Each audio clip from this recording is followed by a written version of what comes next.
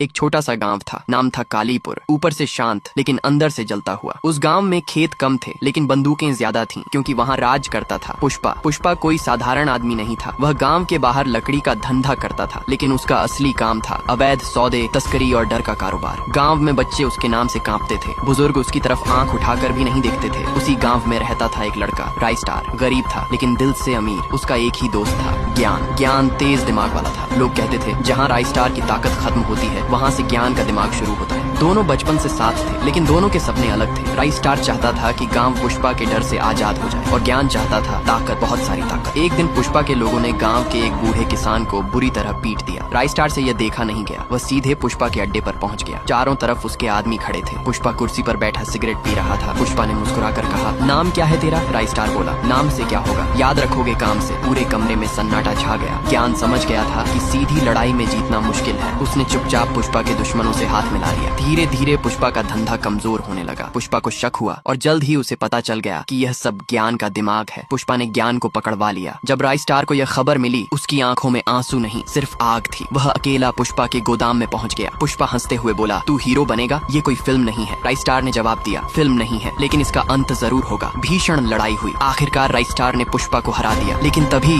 ज्ञान ने बंदूक उठा ली। राइस्टार हैरान रह गया। ज्ञान की आंखों में अब दोस्ती नहीं, लालच था। ज्ञान बोला, मैं दोस्त था लेकिन हमेशा दूसरा नंबर। अब गांव पर राज मैं करूंगा और इस बार कोई मुझे नहीं रोकेगा। चारों तरफ सन्नाटा छा गया। राइस्टार ने धीरे धीरे बंदूक नीचे रख दी और बोला, राज डर से नहीं, भरोसे से चलता है और तू ये कभी समझ नहीं पाएगा। अचानक गोली